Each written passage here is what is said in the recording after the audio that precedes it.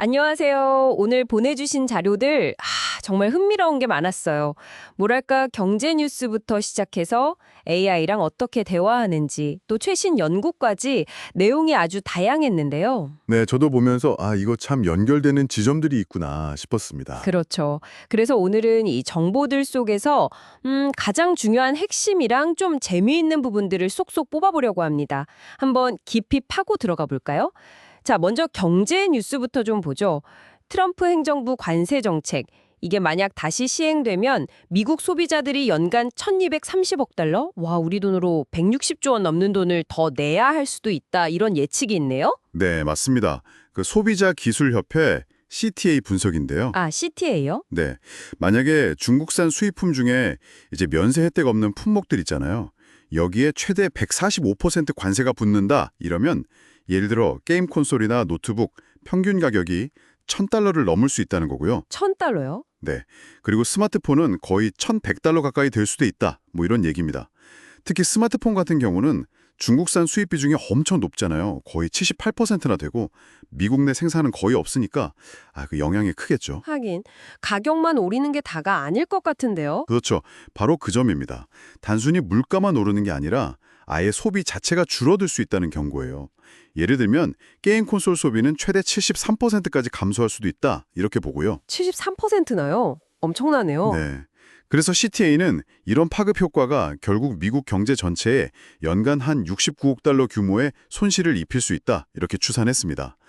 지금 미중 간의 경제 무역 관련해서 이야기가 오가고는 있지만 그 결과를 예측하기는 아직 좀 이르고요. 물론 이건 CTA의 예측 분석이니까요. 네, 저희가 어떤 특정 정치 입장을 지지하는 건 절대 아닙니다. 그냥 자료 내용을 전달 드리는 거예요. 네, 알겠습니다. 자, 그럼 경제 뉴스에 이어서 이번에는 좀 기술적인 쪽으로 넘어가 볼까요? 인공지능, 특히 LLM이랑 어떻게 하면 대화를 더 잘할 수 있을까? 이 프롬프트 엔지니어링에 대한 내용이 많았어요. 이게 그냥 질문만 잘 던지는 게 아니라면서요. 네. 아주 중요하면서도 재밌는 분야죠. 프롬프트라는 게 기본적으로는 LLM이 다음에 어떤 단어를 내놓을지 그걸 좀 섬세하게 유도하는 과정이라고 보시면 돼요. 보내주신 자료들 보면 몇 가지 핵심 기법들이 계속 나오더라고요. 어떤 것들이 있었나요? 우선 온도, 그러니까 템퍼러처 설정이 있어요. 이게 답변의 창의성 수준을 조절하는 건데요. 값을 좀 낮게 한 0.1에서 0.3 정도로 설정하면 좀 더 일관성 있고 사실에 기반한 답변이 나오고요. 아하. 반대로 좀 높게 0.7 이상으로 설정하면 더 다양하고 창의적이긴 한데 가끔은 좀 엉뚱한 답변이 나올 수도 있어요. 실제로 코드 생성할 때 온도를 0.2로 낮췄더니 버그가 줄었다. 이런 사례도 있더라고요. 오, 그렇군요. 저도 가끔 AI한테 글 좀 써달라고 하면 너무 딱딱하거나 아니면 완전 산으로 가는 답이 나와서 당황할 때가 있었는데, 이 온도 설정을 조절하면 좀 도움이 되겠네요. 네, 그렇죠. 다음으로 중요한 게 퓨샷 기법입니다. 퓨시앗이요? 네, 말 그대로 예시를 몇 개 보여주는 거예요. 어떤 연구에서는 고객 문의 분류하는 작업에 딱 3개 예시만 줬는데도 정확도가 30% 이상 확 올라갔다고 해요. 와, 예시 몇 개만으로도요? 네, 특히 뭐랄까 제이슨처럼 딱 정해진 형식으로 결과를 받고 싶을 때 이럴 때 아주 유용합니다. 특정 포맷으로 딱 떨어지는 답변 원할 때 예시를 주면 좋다는 거군요. 맞습니다. 그리고 생각의 사슬, 체인 오브 닷, 줄여서 COT라고 부르는 기법도 아주 중요해요. 생각의 사슬. 이름이 재밌네요. 네, 그렇죠. 이건 답만 딱 내놓으라고 하는 게 아니라 그 답에 도달하기까지의 논리적인 과정, 그 단계까지 설명하도록 유도하는 방식이에요.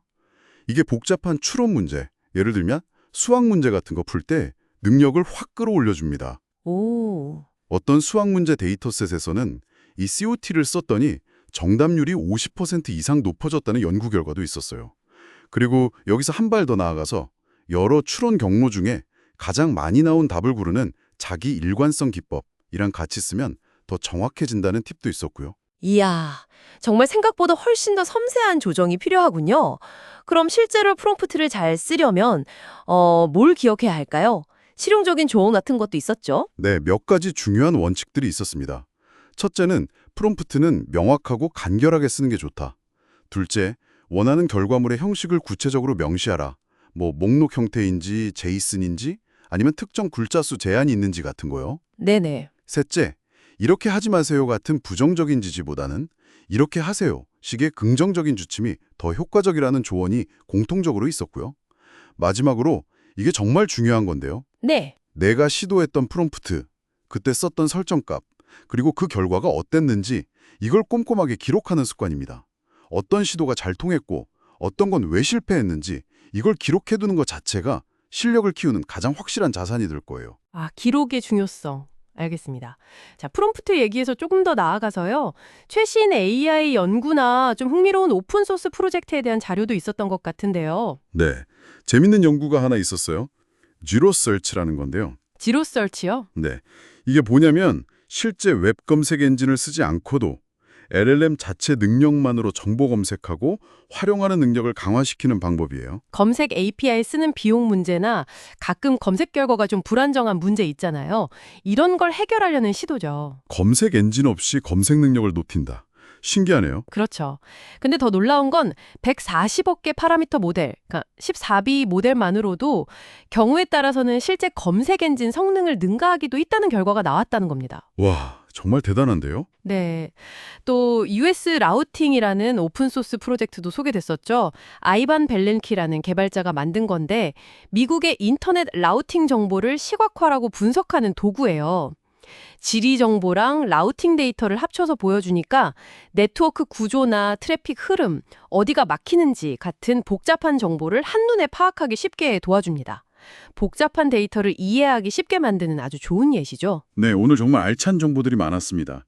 트럼프 관세의 잠재적인 경제 영향부터 시작해서 AI와 효과적으로 소통하는 그 프롬프트 엔지니어링 기법들, 그리고 최첨단 AI 연구랑 유용한 오픈소스 프로젝트까지 보내주신 자료들의 핵심을 쭉 훑어봤네요. 네, 특히 프롬프트 엔지니어링 같은 경우는 오늘 이야기 나눈 기법들을 직접 한번 써보시면서 아, 나한테는 이게 잘 맞네? 이런 식으로 자신만의 노하우를 쌓는 게 중요해 보입니다. 오늘 살펴본 이런 자료들을 바탕으로 이런 질문을 던져볼 수도 있을 것 같아요.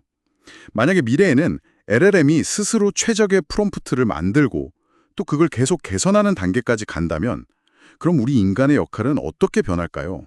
아, 정말 흥미로운 질문이네요. 어쩌면 그 답은 단순히 정보를 찾고 정리하는 걸 넘어서 오늘 우리가 얻은 이런 지식들을 바탕으로 더 깊이 있고 더 창의적인 질문을 던지는 능력에 있을지도 모르겠습니다.